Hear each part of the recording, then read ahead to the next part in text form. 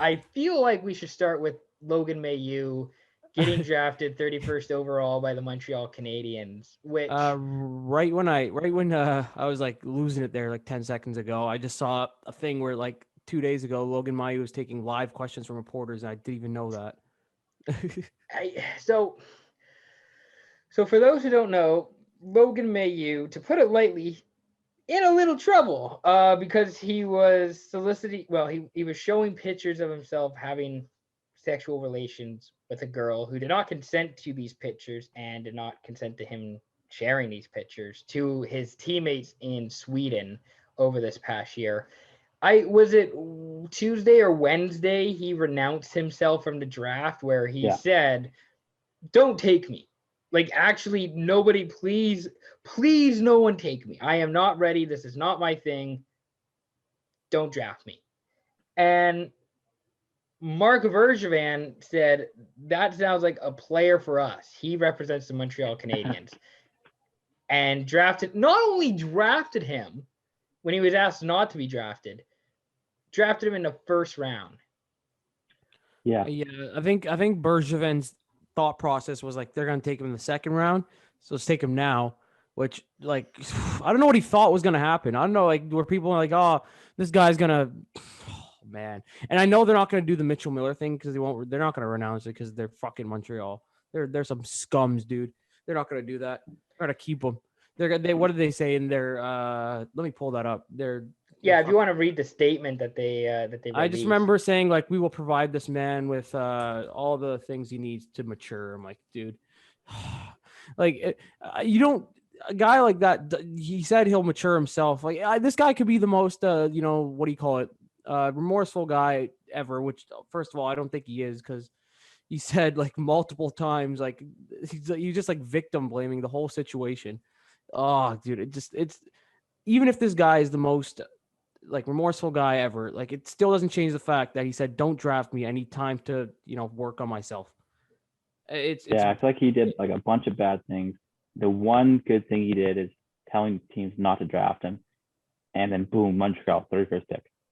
If you have to for your first round pick say you don't even announce the guy, you just say statement on him, and then oh man, here it is. Oh, that's in French.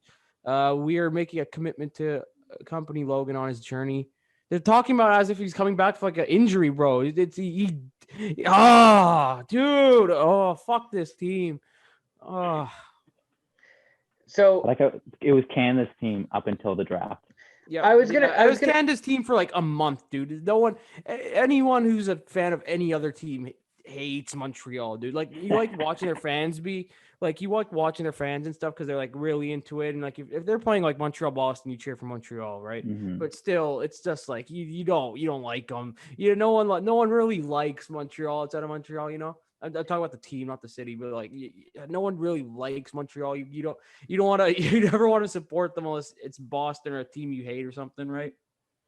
So my thoughts on it were along those lines of how the Montreal Canadiens, well, Marc Bergevin first, the Montreal Canadiens and the NHL, for the most part, over the last, let's say, month, and I know the Chicago Blackhawks scandal is another story, and the NHL has not done a whole lot of good stuff there, but for the most part, Bergevin, the Habs, and the NHL have been building up some pretty goodwill over like the last month with the finals and Montreal going on a big run here.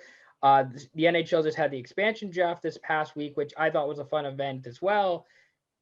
And that was all flushed down the toilet on Friday night when they made that pick with Logan Mailloux.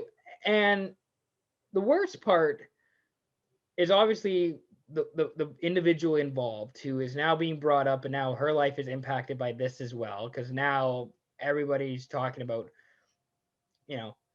what was the situation like, or what was it, what all actually happened, as if we haven't actually seen a release from Logan. We have a police, report in Sweden, because everybody likes the victim blame, which is just fucking stupid. Yeah, he said like multiple times, like this person's trying to ruin my career and stuff. Like I've apologized multiple times. The victim said he didn't. She didn't get all she wanted was a heartfelt apology. She got 3-sentence or less apology is what we got from her. It's pathetic. You know, for like, even if it's multiple times, like, it doesn't matter. You can't be you're not sincere enough. He can't do the bare minimum in that situation, which is brutal. That just shows like he has no remorse. Yeah. And again, I guess like even if this guy like feels remorseful in any way, like he still needs his own time to take and like, you know, change himself. You don't you don't give the guy a first round pick into the NHL because he like nobody has learned anything from this. Like this situation, what happened on Friday night does not help anybody. Like it doesn't help Montreal. As good as the player is, this doesn't help Montreal. It doesn't help the Habs. It doesn't help Mailloux that he asked not to be drafted and was still drafted. So now he has to go through that fucking bullshit of just like dealing with, not trying to say that he should get any sympathy. That's not what I'm trying to say. But now he has to go and, you know, I guess, yeah. They're expecting him. He shouldn't be there. He shouldn't be there. And now he, you know, he's got expectations on himself that he shouldn't have, that he has no business having expectations on himself. And as a first round pick. Mm-hmm. And now everybody fucking hates Montreal and Marc Bergevin more than they did before. Like the only reason we even like Bergevin, like anyone even like Bergevin, because his moves, like people were calling him stupid, and it worked because they got to the finals. Yeah. But at the end of the day, this isn't his first thing with it. Like the whole Chicago thing where he didn't know. We don't know if he didn't know, but he said he didn't know about anything, which, right. You know, it like the whole sexual assault scandal back in 2010 when he was a director of hockey operations, I'm pretty sure. But yeah, like the Tony DeAngelo thing, which wasn't as bad. That's just him being very bad at defense and just promoting conspiracy theories. The Trump thing doesn't matter. You can support whoever, I think, but like promoting conspiracy theories and then fighting your own goalie, like that's a tough luck. One of the rules of hockey, you don't blame the goalie, okay? And then especially if you really suck at fucking defending, like Tony DeAngelo does. Yeah. Because you saw Aho fucking throw his jockstrap right into the air in the bubble last year, okay? And the Voinov thing, like it's not the first time they were interested in Voinov, like when he was trying to get back in the league after his old debacle back in LA with the domestic violence. He was getting sent home to Slovenia, Russia, I think. Oh, Russia. Yeah, he's Russian, but yeah, like sorry, the Habs were the team that were interested in him, and bet you, hey, give it a week, Jake Virtanen goes to the Habs probably at this point, dude. Well, I don't know if you heard about how Jake Virtanen was bought out, but only because of his hockey skill, I think, according to Ian McIntyre. Yep. None of his legal issues. Just I'm gonna see if I can pull that up. We were this close to getting fucking Danton Heinen for him, dude. This close. We could have got Danton Heinen, dude. Even he's not that good, but it's Danton Heinen, and he can do something. This guy had 5 points. So now we're going on to Jake Virtanen because we got a bunch of Canucks guys on the pod. But okay, I went to the Canucks Reddit page, or not the Canucks Reddit, the hockey Reddit page. Top comment says, finally, the dumbest hockey player I've ever watched on the Canucks is gone. No, well, here's the thing. What you don't understand is that it's, quote, not the legal issues that are ending Jake Virtanen's time with the Canucks. It's hockey issues. Went backwards as a player, needs a chance somewhere else, said Ian McIntyre of Sportsnet.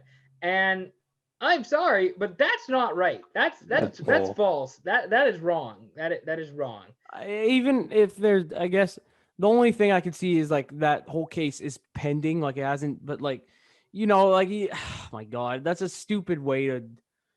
absolutely brutal way to word that. I can't believe they should have just blamed it like on there's a multitude of issues. We didn't need it. We don't think he should be part of the franchise. Like that alone would have been much better.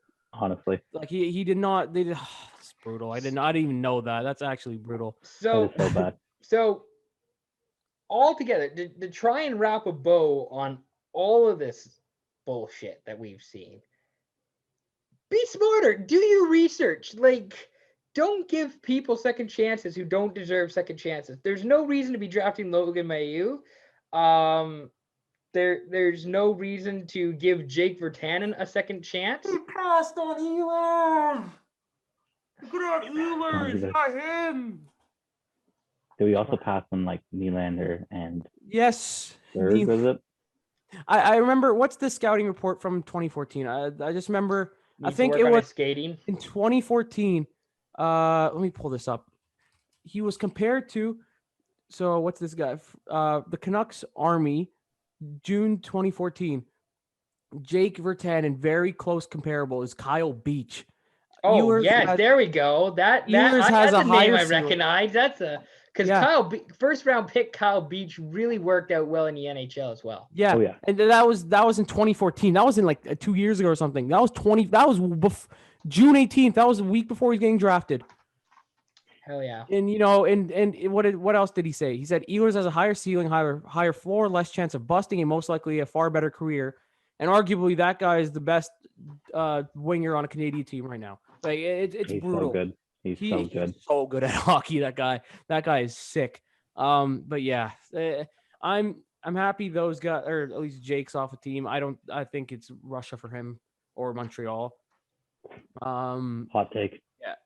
That seems to be where all the players with okay with character issues and Subban character issues. Yeah, like even though Subban just happens to be black, he's donating millions of dollars to fucking kids in Montreal, but the character issues of, I guess, being the best defenseman in the league at one point is what a fucking brain dead. So speaking of character issues, I hope Bergevin gets fired or he moves on. He's gonna. I think move upstairs. He's probably gonna get a promotion after drafting Mailloux. What's the chance? What's the chances Mailloux, D'Angelo third pairing and they keep Romanov on the bench? That sounds about right for this fucking team. That sounds about right. You keep Romanov on the bench. Yeah. Gustafsson scored as many goals as Romanov did, and Romanov played 3 games. Say Romanov played good in that. Like, I don't know why they didn't play him more, but whatever. Played all season, and then they don't play him. I guess it worked, and like Gus can run the power play, bro. But like at the end of the day, like it should not be Gustafsson, Merrill, Kulak, Romanov was much better, and they played much better defensively, especially in the Vegas series where Romanov, like right off the bat, laid out Pietrangelo. He got the game. Such a nice hit. They lost that game, but there was energy they had in that game. The goals that Vegas scored were just good positioning on their part, to be fair. But they were savable. They were luckier.